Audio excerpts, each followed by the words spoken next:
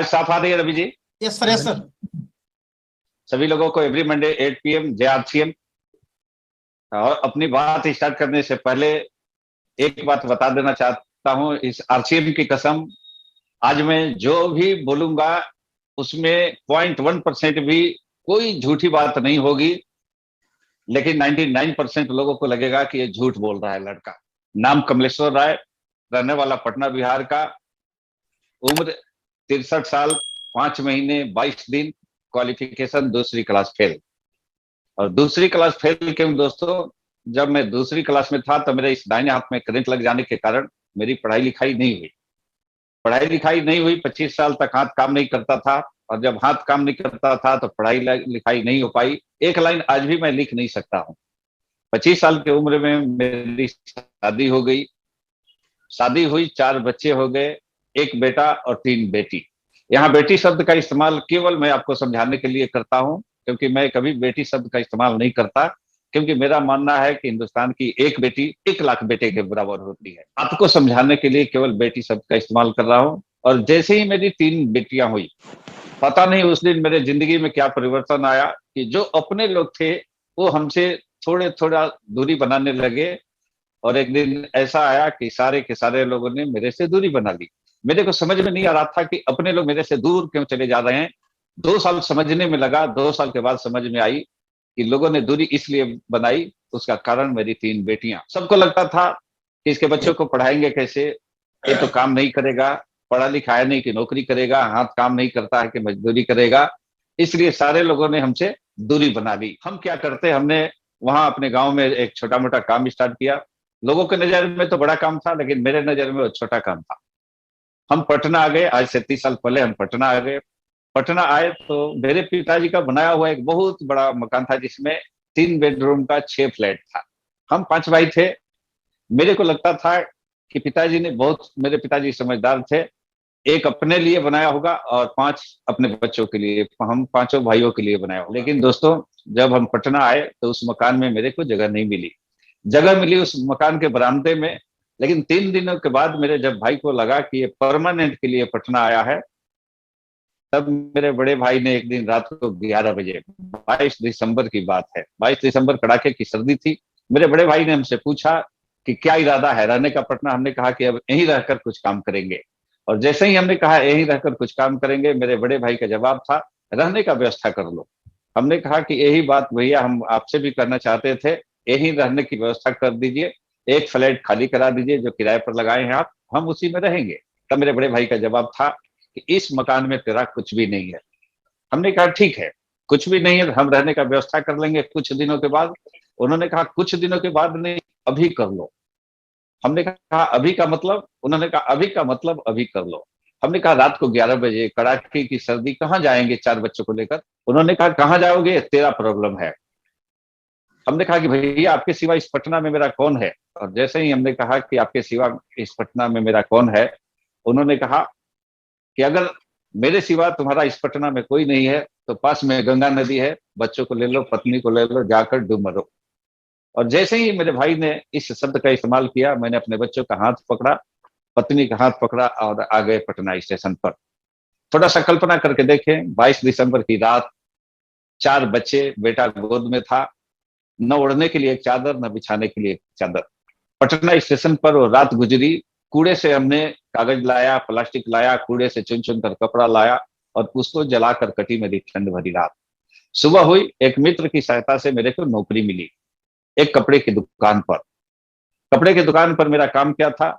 सुबह दुकान खोलना, झाड़ू लगाना और पूरा दिन वहां आने वाले ग्राहकों को पानी पिलाना। और बदले में मिलता था मेरे को 1200 रुपये। उस 1200 रुपये में 300 रुपये किराए का एक झोपड़ी हमने लिया था और 900 रुपये में गुजारा हो रहा था। 8 साल हमने वहां पानी पिलाया। इसलिए नहीं कि मैं बहुत गरीब घर का था, इसलिए नहीं कि मेरे भाई बहुत गरीब था।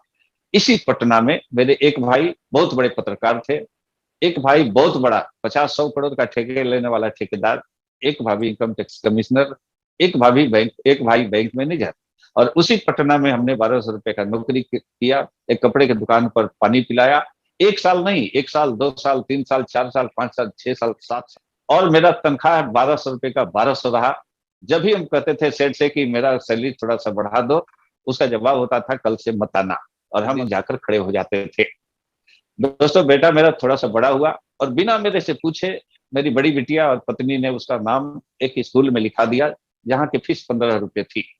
और लगातार 3 महीने एक दिन फीस नहीं देने के कारण मेरे बेटे का नाम काट दिया गया। वो डेट था 9 जनवरी 2004 का। मेरे बेटे का नाम काट दिया गया। मैंने स्कूल जाकर प्रिंसिपल का पैर पकड़ा, हाथ पकड़ा, रोया, गिड़गिड़ाया, लेकिन उस प्रिंसिपल ने मेरी बात नहीं सुनी और उस दिन हमने आत्महत्या करने का निर्णय लिया। मैं वहां से निकला कि अभी जाऊंगा बाजार, एक जहर का पुड़िया लाऊंगा, खुद खाऊंगा, बच्चों को खिलाऊंगा और जीवन लीला समाप्त कर लूंगा। लेकिन जैसे दोस्त बाजार में निकले, हमने पॉकेट में हाथ डाला तो मेरे पॉकेट में 10 रुपए का भी नोट नहीं था। हमने सोचा कि अब घर नहीं जाएंगे 10 रुपया लेने, यही बाजार में किसी से मांग लेंगे। पटना के आईटीओ चौराहे पर, इनकम टैक्स चौराहे पर हम खड़े थे। अचानक मेरे बगल में एक बाइक रुकी और फिल्मी अंदाज में वह बाइक वाला बोलता है कि आजा मेरे बाइक पर बैठ जा। आवाज जाना पहचाना लगा। उसने हेलमेट उतारी तो देखा हमने कि एक मेरा बहुत पुराना दोस्त पूछता है कि कहाँ थे भाई इतने दिन से। हमने कहा आप कहाँ थे? उन्होंने कहा कि हम तुमको बहुत दिनों से ढूंढ रहे थे। हमने कहा हम भी ढूंढ रहे थे। उसने कहा क्यों ढूंढ रहे थे? हमने कहा पहले हमको 10 रुपए का एक नोट दो, उसके बाद बताएंगे क्यों ढूंढ रहे थे। उसने पर्स निकाला और पर्स में उसके बहुत सारे पैसे थे। उसने कहा 10 रुपए, 20 रुपए, 50 रुपए, 100 रुपए, 500, जितना लेना है ले लो, लेकिन एक शर्त है। मैंने कहा क्या शर्त है? उसने कहा पहले 2 घंटा समय देना पड़ेगा। हमने कहा 2 घंटे के बदले 4 घंटा ले लो, 8 घंटा ले लो, 8 दिन ले लो, 1 महीना ले लो, मेरे पास बहुत समय है, लेकिन पहले 10 रुपया दे दो। उसने कहा नहीं, पहले 2 घंटा दे दो। हमने कहा करना क्या पड़ेगा? उन्होंने कहा मेरे गाड़ी पर बैठो। उसके गाड़ी पर बैठे, वो ले गया पटना के आईएम में हॉल में, जहां आरसीएम बिजनेस की मीटिंग चल रही थी। उसने मेरे लिए भी टिकट लिया, अपने लिए भी लिया और जाकर हॉल में बैठाया और कहा कि यहाँ 2 घंटे बैठो, 2 घंटे के बाद 10 रुपया ले लेना और घर चले जाना। और उस 10 रुपए के लिए हम उस हॉल में बैठ गए। एक व्यक्ति आ रहा था, जा रहा था, उसके लिए लोग ताली बजा रहे थे, म्यूजिक बज रहा था, लोग डांस कर रहे थे। उसके बाद अगला व्यक्ति गया, उसने कहा कि मेरी इनकम 700। 4-5 लोग लाइन में खड़े थे, किसी ने कहा 800, किसी ने कहा 1200, किसी ने कहा 1500। उसके बाद फिर एक व्यक्ति ने कहा, उसके अगले लेवल वाले को बुलाया, किसी ने कहा मेरी इनकम 5000, किसी ने कहा 7000, किसी ने कहा 10,000। हमने अपने दोस्त से कहा कि देखो अगला जाएगा तो इनकम 20,000 बताएगा। और उसने, उस व्यक्ति ने फिर बुलाया कि सारे रॉयल्टी चीफर आ जाओ। और उस रॉयल्टी चीफर ने बताना शुरू किया कि पिछले महीने की इनकम 18,000, पिछले महीने की इनकम 22,000, पिछले महीने की इनकम 27,000। और हमने फिर अपने दोस्त से मजाक में कहा कि इसके बाद वाला जाएगा तो देखना 50,000 बताएगा। और वही हुआ। आगे वाले 50,000 बताने लगे, इनकम 60,000 बताने लगे। हमने कहा कि भाई ऐसा तमाशा बहुत देखे हैं, मेरे को 10 रुपया दो, हम जाएं। उन्होंने कहा कि अभी आधे घंटे बीते हैं, अभी 1.5 घंटा बाकी है। और अचानक यही बात कर रहे थे, तब तक अनाउंसमेंट हुआ कि अब इंतजार की घड़ियां समाप्त। अब आप जिसको सुनने आए हैं, भारत में लाखों लोगों की जिंदगी बदलने वाले व्यक्ति अब आपके सामने आ रहे हैं, आपके जोरदार तालियों के बीच। उन्होंने नाम लिया बीसी छाबड़ा जी का। बीसी छाबड़ा जी स्टेज पर जाने लगे, सारे लोग खड़े होकर ताली बजा रहे थे, नाच रहे थे, गा रहे थे, म्यूजिक बज रहा था। इकलौता हम थे जो हॉल में बैठे हुए थे।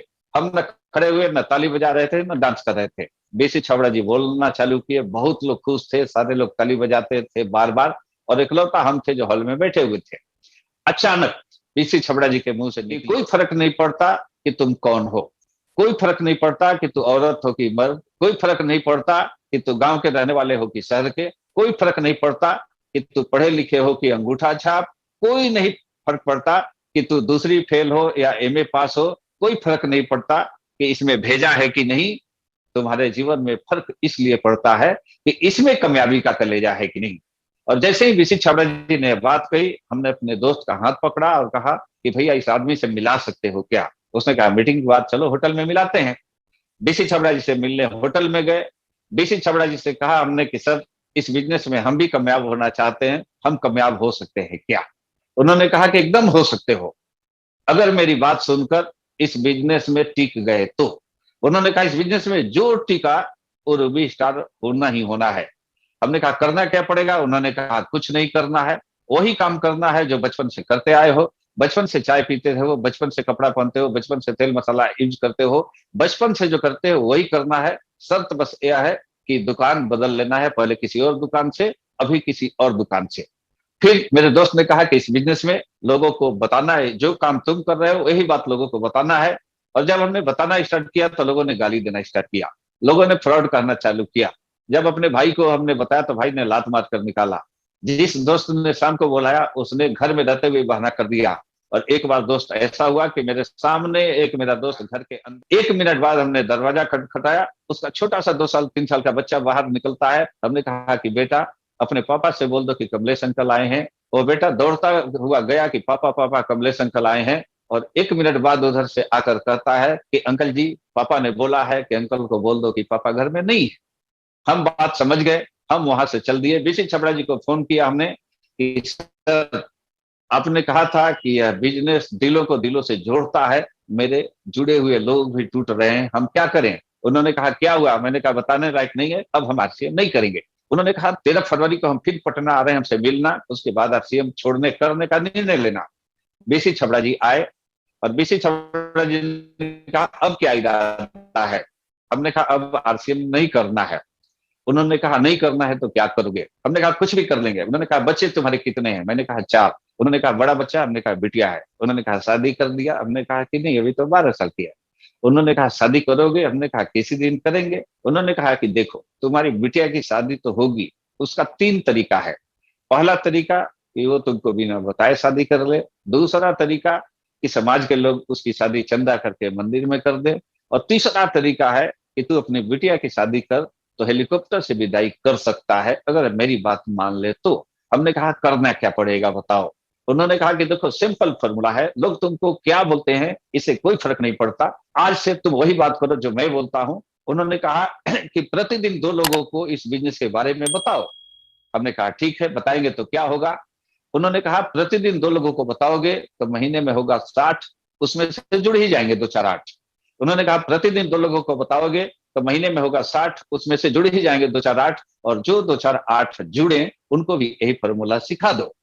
हमने कहा ठीक है सर। और फिर बीसी छबड़ा जी ने अपने स्टाफ से पेपर मंगाया, उस पेपर पर लिखा कुछ और लिफाफे में बंद किया। और उन्होंने कहा कि तुमने आरसी बिजनेस ज्वाइन कब किया था। हमने कहा कि हमने 9 जनवरी 2004 को। उन्होंने उस लिफाफे पर लिखा 9 जनवरी 2005। हमने कहा कि सर हमने 4 बोला। उन्होंने कहा मैंने सुना, हमने 5 लिखा। 9 जनवरी 2005 को तुम्हारा इस बिजनेस में 1 साल होगा। और 1 साल बाद जब होगा तो इस लिफाफे को खोलना, उसके पहले मत खोलना। हम घर आए, उस लिफाफे को ठीक से रख दिए, काम करने लगे, लोगों को प्लान दिखाने लगे, प्रतिदिन 2 लोगों को बताने लगे। महीने में 60, उसमें से जुड़ ही जाते थे 2 4 8। और लोगों को बताने लगे। चौथे महीने हम रॉयल्टी अचीवर बने, 8वें महीने हम टेक्निकल अचीवर बने। और दोस्तों 12वें महीने की मेरी इनकम, 12वें महीने की जो मेरी चेक आई थी वो 1,12,000 की थी। अब 1,12,000 की चेक आई थी, ये मायने नहीं रखता था। उस दिन मेरा 1 साल हुआ था बिजनेस में। और उस 1 साल होने पर हमने निर्णय लिया था कि आज उस लिफाफे को खोलेंगे कि उसमें से निकलेगा क्या, बीसी छाबड़ा जी ने लिखा क्या है। दोस्तों उस दिन हम घर आए, 8 जनवरी को हम रात को सोए, बच्चों से कहे कि बेटा आज मेरे को अलग छोड़ दो, क्योंकि उस समय इनकम बहुत अच्छी आ गई थी। झोपड़ी से निकलकर हम 3 बेडरूम के फ्लैट में पहुंच चुके थे। हमने कहा कि आज हमको अकेला छोड़ दिया जाए, पत्नी से भी हमने कहा कि अकेला छोड़ दिया जाए। हम अलग रूम में सोने का नाटक करने लगे, तब तक बच्चे सो गए। घड़ी में बताया 12 बजे, 12 बजा, 12 बजकर 1 मिनट हुआ, 9 जनवरी का डेट आया। हमने अलमारी से उस लिफाफे को निकला उसमें से कागज का टुकड़ा। और हम उस लिफाफे में कागज का टुकड़ा निकालकर जो उसमें बेसिक छबरा जी ने लिखा था पढ़ना स्टार्ट किया। पढ़ता रहा, रोता रहा, पढ़ता रहा, रोता रहा, पढ़ता रहा, रोता रहा। दोस्तों सुबह के 4 बज गए उस कागज के टुकड़े पर जो लिखा था उसको पढ़ने में, और केवल 2 लाइन लिखा हुआ था। और उस 2 लाइन को पढ़ते हुए रोते रहे, पढ़ते रहे, रोते रहे, सुबह के 4 बज गए। मेरी पत्नी आई, देखी कि रोते हुए, उसने कहा कि अरे पत्थर दिल इंसान, तू तो उस दिन भी नहीं रोया था जिस दिन बच्चा बीमार था, डॉक्टर ने कहा था कि यह दवा लाओ नहीं तो तुम्हारा बच्चा नहीं बचेगा, और तुम दवा का इंतजाम नहीं कर पाया था, उस दिन भी नहीं रोया था। ये तुम्हारे आंखों में आंसू कैसे, तुम्हारे आंखों में तो आंसू नहीं होना चाहिए, तो पत्थर दिल हो। हमने उस कागज के टुकड़े को अपनी पत्नी की तरफ बढ़ाया और उस कागज के टुकड़े को मेरी पत्नी पढ़ी, पत्नी भी रोने लगी। बच्चे आ गए, बच्चे जग गए कि मम्मी पापा रो क्यों रहे हैं। बच्चे उस कागज के टुकड़े को पढ़े, बच्चे भी हम उसको पकड़कर रोने लगे। 2 घंटा रोते रह गए, रोते रोते सुबह हो गई। अब आप लोग शायद जानना चाहते होंगे कि बीसी छबड़ा जी ने उस कागज के टुकड़े पर लिखा क्या था। दोस्तों, बीसी छबड़ा जी ने उस कागज के टुकड़े पर केवल 2 लाइन लिखा था कि बेटा याद करो आज से 1 साल पहले की बात, बेटा याद करो 1 साल पहले की बात। 1 साल पहले जो लोग तुमको देखकर मुड़ जाते थे, वो सारे लोग आज मुड़ मुड़ कर देख रहे होंगे, मुड़ मुड़ कर देख रहे होंगे, मुड़ मुड़ कर देख रहे होंगे। और दोस्तों, सही में लोग मुड़ मुड़ कर देखते थे। 1200 रुपए का नौकरी करने वाला, जिसकी पहली इनकम 52 रुपए आई थी, और 52 रुपए आई थी तो बीसी छबड़ा जी को हमने खूब गाली दिया था। और बीसी छबड़ा जी ने उस दिन कहा था कि बेटा, इस पर जितना जीरो लगाना चाहे लगा सकते हो। अगर तूने अपने अपलाइन की बात मानी तो उस पर 1 जीरो लग जाएगा। अगर तूने सिस्टम को फॉलो अप किया तो उस पर 1 जीरो और लग जाएगा। तुमने ड्रेस सही रखा तो 1 जीरो और लग जाएगा। मीटिंग सेमिनार अटेंड किया तो उस पर 1 जीरो और लग जाएगा। कब वो 52 रुपए 52 हजार में बदलेगा, को वो 52 रुपए 1,52,000 में बदलेगा, और कब वो 52 रुपए 4 लाख 5 लाख में बदल जाएगा, तुम सोच नहीं सकते हो। केवल सिस्टम को फॉलो करो, केवल सिस्टम को फॉलो करो, और एक ऐसा अपलाइन चुनो जिस अपलाइन की बात लक्ष्मण रेखा हो, भगवान का दिया हुआ वरदान हो। वो अपलाइन जैसा कहे वैसा कर दो। हमने गुरुदेव जेके जैन सर को पकड़ा और हमने कहा कि सर, आज से आप जो भी कहेंगे हम करेंगे। जैन सर ने कहा कि 6 बेसिक को फॉलो करो। हमने कहा क्या है 6 बेसिक? उन्होंने 6 बेसिक बताया था कि 6 बेसिक का पहला रूल प्रोडक्ट यूज, 6 बेसिक का दूसरा रूल प्रोडक्ट के बारे में जानकारी लेना और प्रोडक्ट के बारे में जानकारी देना। 6 बेसिक का अगला रूल अपना ड्रेस अप सही रखना। 6 बेसिक का अगला रूल अपने अपलाइन पर विश्वास करना, अपने अपलाइन पर भरोसा करना, अपने अपलाइन की बात मानना। 6 बेसिक का अगला रूल मीटिंग सेमिनार कभी मत मिस करना, कभी मत मिस करना।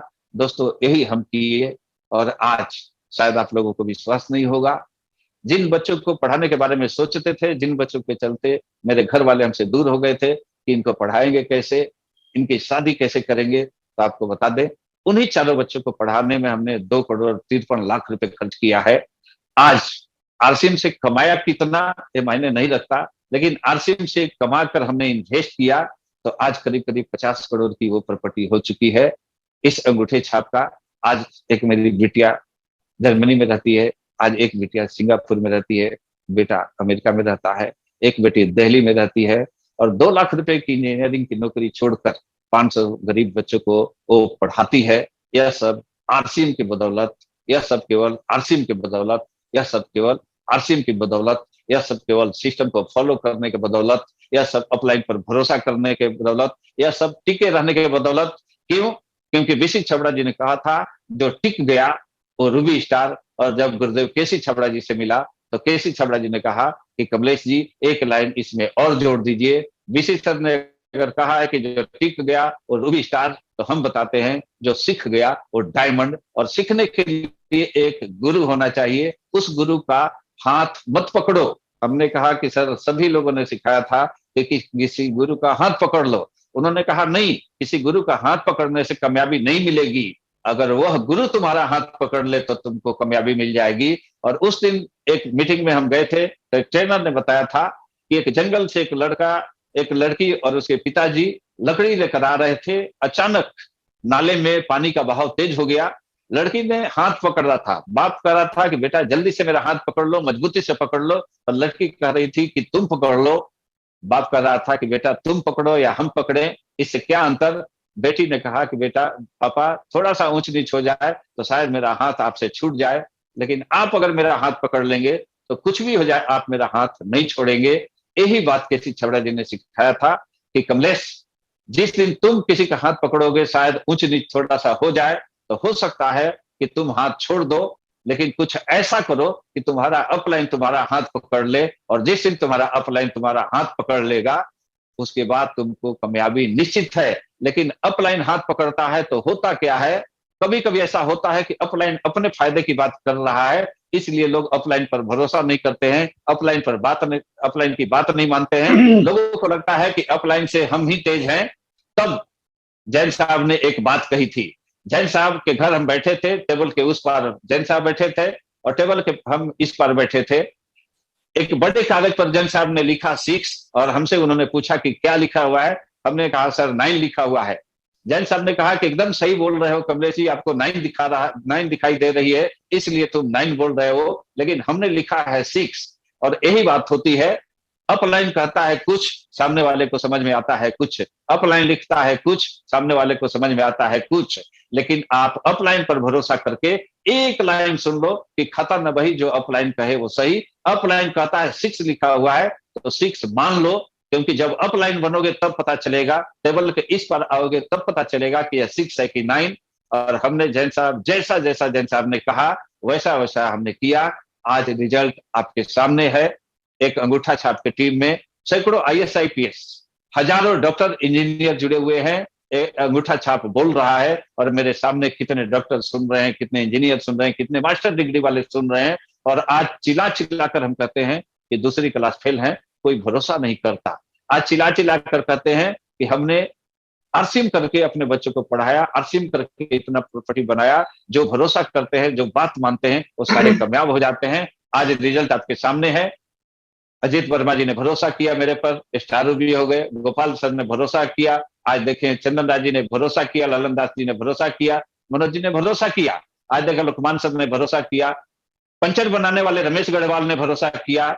आज देख ले राजेश स्वामी जी ने भरोसा किया, उड़ीसा जाकर किए। आज गोरखपुर के अवधेश शर्मा जी ने भरोसा किया, चंदन राज जी ने भरोसा किया, रंजन यूके जी ने भरोसा किया। जिसने जिसने भरोसा किया आज सारे कामयाब हैं। आप सारे लोग से मेरी हाथ जोड़कर प्रार्थना है कि आप भी अपने अपलाइन पर भरोसा करें, आप भी सिस्टम पर भरोसा करें। आज तो फिजिकल मीटिंग नहीं होती है, लेकिन हम लोगों को गुरुदेव जेके जैन सर ने इतना बड़ा मंच दिया है, और इतने बड़े मंच पर अगर एवरी मंडे 8 PM पर हम लोगों ने भरोसा कर लिया तो सारे लोग कमलेश्वर राय से आगे निकल सकते हैं। इसी के साथ आज हो सकता है कि हमने टाइम 2-4 मिनट ज्यादा ले लिया, इसके लिए क्षमा चाहते हैं, क्योंकि आज गुरुदेव कपिल कपूर सर को सुनना है। और मैं इन्हीं शब्दों के साथ अपनी बात समाप्त करते हैं। सभी गुरुओं को सादर प्रणाम, चरण छूकर स्पर्श। और अब चाहते हैं मिश्रा सर कपिल कपूर सर को बुला लें। एवरी मंडे 8 PM जय आरसीएम, जय आरसीएम सभी को।